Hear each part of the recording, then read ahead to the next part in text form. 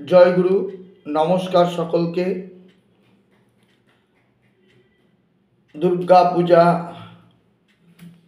কালী পূজা, জগদ্ধাত্রী পূজা সবই অতিক্রান্ত। আমরা দুর্গা পূজা সম্পন্ন করেছি, আমরা সম্পন্ন করেছি কালী পূজা, জগদ্ধাত্রী পূজা। আমি কথা দিয়েছিলাম যে এরপরে পৌরোহিত্য বিষয়ক ধারাবাহিক আলোচনায় ব্রতী থাকব। সেই সংকল্পকে বাস্তবায়িত করতে আমি সচেষ্ট।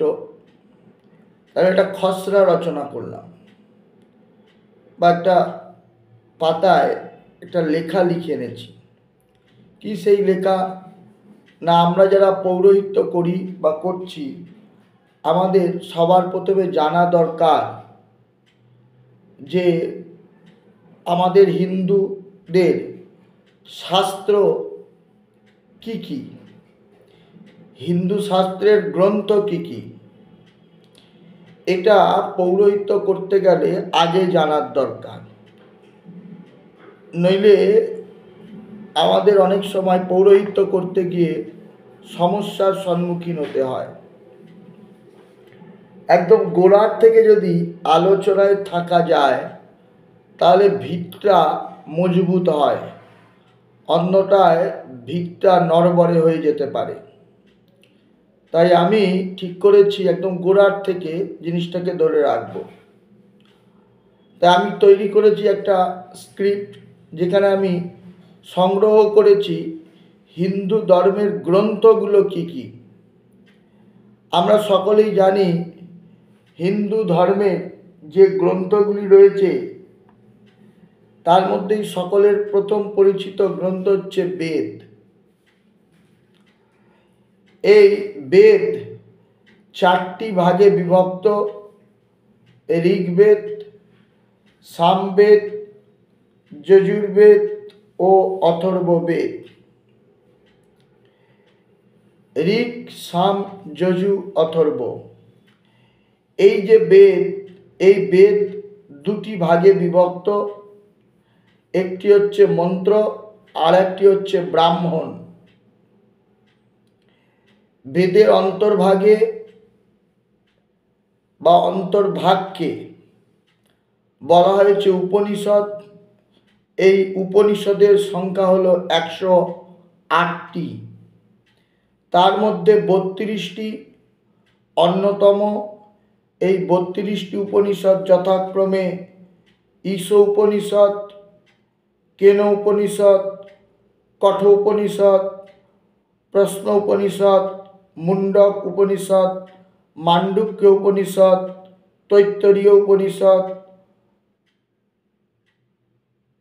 ঐত্তরেয় উপনিষদ, ছান্দোগ্য উপনিষদ, বৃহদারণ্যক উপনিষদ, ব্রহ্ম উপনিষদ, কৈবল্য উপনিষদ, জাবাল উপনিষদ, শ্বেতাস্তর উপনিষদ, হংস উপনিষদ, আরুণেয়ী উপনিষদ, গর্ভ উপনিষদ, নারায়ণ উপনিষদ, পরমহংস উপনিষদ, অমৃত বিন্দু উপনিষদ, অমৃতনাথ উপনিষদ, অথর্ব শির উপনিষদ, অথর্ব শিখ উপনিষদ, মৈত্রায়ণী উপনিষদ, কৌশিতকী উপনিষদ, বৃহৎ জাবাল উপনিষদ, নৃসিংহ তাপিনী উপনিষদ, পূর্বোত্তর উপনিষদ, মৈত্রেয়ী উপনিষদ, সুরাল উপনিষদ, খুরিকা উপনিষদ, মন্ত্রিকা বা চুলিকা উপনিষদ। এই চারটি বেদ যেমনি রয়েছে তেমনি চারটি উপবেদ রয়েছে। এই চারটি উপবেদ যথাক্রমে আয়ুর্বেদ, ধনুর্বেদ, গন্ধর্ববেদ এবং অর্থশাস্ত্র। আয়ুর্বেদের দুটো শাখা, একটা হলো চিকিৎসা শাস্ত্র, অন্যটি হলো কামশাস্ত্র। ধনুর্বেদের দুটো শাখা, একটা হলো অস্ত্রশাস্ত্র, অন্যটি হচ্ছে শস্ত্রশাস্ত্র।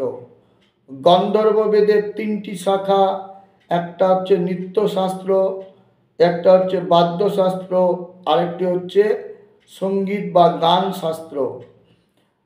অর্থশাস্ত্রে অনেকগুলো উপনিষদ রয়েছে, তার মধ্যে উল্লেখযোগ্য হচ্ছে শিল্প, কলা এবং নীতি। এরপরে রয়েছে বেদাঙ্গ শাস্ত্র, বেদের অঙ্গস্বরূপ। আমরা সরস্বতী পুজোয় বলে থাকি বেদ ও বেদাঙ্গ। এই বেদাঙ্গ শাস্ত্র হলো 6টি: শিক্ষা, কল্প, ব্যাকরণ, নিরুক্ত, ছন্দ ও জ্যোতিষ। শিক্ষার 2টি শাখা, আমি কি বললাম? শিক্ষা, কল্প, ব্যাকরণ, নিরুক্ত, ছন্দ ও জ্যোতিষ, এই 6টিকে বলে বেদাঙ্গ শাস্ত্র। এই বেদাঙ্গ শাস্ত্রের মধ্যে একটি হলো কি না শিক্ষা। এই শিক্ষার হচ্ছে 2টি শাখা, একটি হলো সর্ববেদ সাধারণ, আর একটা হচ্ছে প্রাতিসাক্ষ্য। কল্পের 3টি শাখা: শ্রৌতকর্ম, গৃহ্যসূত্র ও ধর্মসূত্র। ব্যাকরণের 2টি শাখা, একটা হচ্ছে লৌকিক ব্যাকরণ, আর একটা হলো বৈদিক ব্যাকরণ। নিরুক্তর 2টি শাখা, আর একটি হলো নিরুক্ত, দ্বিতীয়টি হলো নিঘণ্টু। ছন্দের 2টি শাখা, একটা হচ্ছে লৌকিক ছন্দ, আর একটা হচ্ছে বৈদিক ছন্দ। এরপর আছে উপাঙ্গ। এই উপাঙ্গ 4টি, একটি হলো পুরাণ, ন্যায়, মীমাংসা এবং ধর্মশাস্ত্র। এগুলোকে বলে উপাঙ্গ শাস্ত্র। পুরাণ, ন্যায়, মীমাংসা এবং ধর্মশাস্ত্র। পুরাণ আবার 2টি ভাগে বিভক্ত, একটা হলো মহাপুরাণ, একটি হলো উপপুরাণ, দ্বিতীয়টি উপপুরাণ। প্রথমটি হলো মহাপুরাণ, দ্বিতীয়টি উপপুরাণ। মহাপুরাণ হলো 18টি, উপপুরাণও 18টি। মহাপুরাণ কোনগুলো না? ব্রহ্মপুরাণ, পদ্মপুরাণ, বিষ্ণুপুরাণ, শিবপুরাণ, ভাগবত, মার্কণ্ডেয় পুরাণ, অগ্নিপুরাণ, ভবিষ্য পুরাণ, নারদ পুরাণ, ব্রহ্মবৈবর্ত পুরাণ, লিঙ্গ পুরাণ, বরাহ পুরাণ, স্কন্দ পুরাণ, বামন বা বায়ু পুরাণ, কুর্ম পুরাণ, মৎস্য পুরাণ, গরুড় পুরাণ ও ব্রহ্মাণ্ড পুরাণ। এগুলো হচ্ছে সব মহাপুরাণ। উপপুরাণে এইরকম 18টি, একটা হলো আদি পুরাণ, নৃসিংহ পুরাণ, স্কন্দ বা নন্দী পুরাণ, আশ্চর্য বা দুর্বাসা পুরাণ, নারদীয় পুরাণ, শিব ধর্ম পুরাণ, কপিল পুরাণ, বামন পুরাণ বা মানব পুরাণ, উষণা পুরাণ, ব্রহ্মাণ্ড পুরাণ, বরুণ পুরাণ, কালিকা পুরাণ, মহেশ্বর পুরাণ, শাম্ব পুরাণ, সৌর পুরাণ, পরাশর পুরাণ, মারিচ পুরাণ ও ভার্গব পুরাণ। ন্যায়শাস্ত্রেরও 2টি শাখা, একটি হলো গৌতমীয় ন্যায়, আর একটা হচ্ছে বৈষয়িক ন্যায়। মীমাংসার 2টি ভাগ, একটি হলো কর্মমীমাংসা, দ্বিতীয়টি হলো ব্রহ্মমীমাংসা। ধর্মশাস্ত্রের অনেকগুলি ভাগ রয়েছে, একটা হলো স্মৃতি, তারপরে হলো ভারত, রামায়ণ, সাংখ্য দর্শন, যোগ দর্শন, শৈব, বৈষ্ণব, সৌর, শাক্ত, গাণপত্য, কাব্য ও অলঙ্কার। স্মৃতি সংহিতার সংখ্যা হচ্ছে 49টি, তার মধ্যে অন্যতম 20টি। 49টি স্মৃতি সংহিতা থাকলেও 20টির প্রাধান্যতা আমরা দেখতে পাই। তার মধ্যে আছে মনু সংহিতা, অত্রি সংহিতা, বিষ্ণু সংহিতা, হারিত সংহিতা, যাজ্ঞবল্ক্য সংহিতা,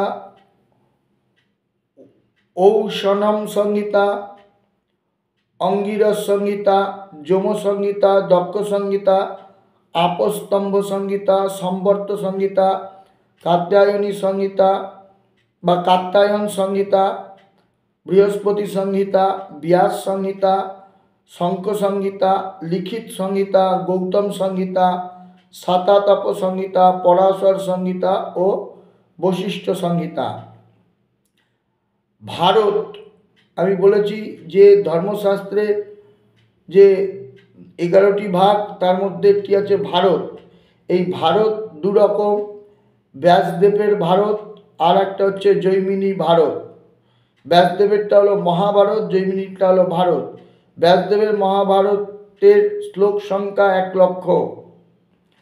মহাভারতের ভীষ্ম পর্বের 25 অধ্যায় হতে 42 অধ্যায়, জ্ঞান, কর্ম ও ভক্তি, এই তিনটেকে মিলিয়ে যেটি রচিত হয়েছে সেটি হচ্ছে গীতা, যা হিন্দুদের একদম হৃদয়ের সমান। গীতা ভগবান শ্রীকৃষ্ণের মুখনিসৃত বাণী, সর্বশাস্ত্রের সার। 18টি অধ্যায় রচিত, 700 শ্লোক আছে। তার মধ্যে এই যে গীতা আজ সারা বিশ্বব্যাপী সর্বধর্মের একটি গ্রন্থরূপে রয়েছে এবং মানুষ একে বিশ্বপ্রেমের একটি গ্রন্থ বলে স্বীকারও করে। এরপরে রয়েছে রামায়ণ। রামায়ণ হচ্ছে বাল্মীকি রামায়ণ, বশিষ্ঠ রামায়ণ।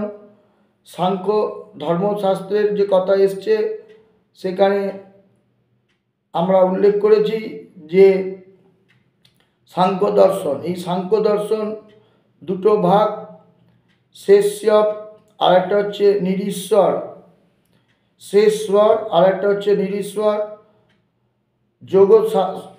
যোগশাস্ত্র বা যোগ দর্শন সেটি 3টে ভাগে বিভক্ত, পতঞ্জলি, মাহেশ্বর ও হিরণ্যগর্ভীয়। শৈব যে শাস্ত্র সেটি 3টি ভাগ, একটা হচ্ছে ভাগবত, একটা হচ্ছে প্রত্যভিজ্ঞা, পাশুপত ও বীরশৈব। শৈব গ্রন্থ এই 3টি ভাগ, একটা হচ্ছে প্রত্যভিজ্ঞা, পাশুপত এবং বীরশৈব। বৈষ্ণবের যে সংখ্যা সেটা হচ্ছে ভাগবত ও বৈখানস পঞ্চরাত্র, 3টি ভাগ, ভাগবত, বৈখানস এবং হচ্ছে পাঞ্চরাত্র। শাক্তদের 2টি গ্রন্থ, আগম এবং নিগম। এই হচ্ছে মোটামুটি হিন্দু ধর্ম এবং হিন্দু ধর্মের বিভিন্ন সম্প্রদায়ের মধ্যে প্রচলিত গ্রন্থের তালিকা। মূলে রয়েছে বেদ। বেদের মূল ভাব ধারাকেই সম্মান জানিয়ে বেদের যে আদর্শ সেই আদর্শকে মাথায় রেখেই এই গ্রন্থগুলো রচিত হয়েছে। অনেকেই মনে করেন এবং বলেন বেদই মূল, বেদের কথাই মানব, অন্যটা মানব না। প্রথম কথা হচ্ছে যারা মানব না বলেন তারা কেউ ঋষিকল্প পুরুষ নন, কোনো সাধকও নন, পাজামা পাঞ্জাবি পরা মানুষ, তাদের কোনো সাধনা টাধনাও নেই। প্রাপ্তি যেখানে যেমন যখন আছে তখন তাদের মতো হয়ে কথা বলেন। তাদের কথায় কোন শাস্ত্র মানুষ মানবে সেটা মানুষ ঠিক করবে, কারোর ব্যক্তিগত অভিমতের ওপরে শাস্ত্র মানামানি নির্ভর করে না। শাস্ত্র শস্ত্রের মতো ধারালো এবং সেটা সত্যের ওপর প্রতিষ্ঠিত, সুতরাং সত্য তা অবিনশ্বর, যুগ কাল পেরিয়ে চিরকাল স্থায়ীভাবেই থাকবে। যে শাস্ত্রগুলো মুনিরা সাধনার দ্বারা রচনা করেছেন তার মূল আধার হচ্ছে বেদ। সুতরাং বেদকে বাদ দিয়ে পরবর্তীকালে রচিত এই গ্রন্থগুলো কখনোই রচিত হয়নি। বেদ পড়ে নেওয়ার পর যদি এই গ্রন্থগুলো পড়া যায় বা আগে এই গ্রন্থগুলো পড়ে যদি বেদ পড়া হয় তাহলে দেখা যাবে যে দুটো গ্রন্থগুলো সবার যে মূল কথা আর বেদের কথার মধ্যে কোনো ব্যবধান নেই।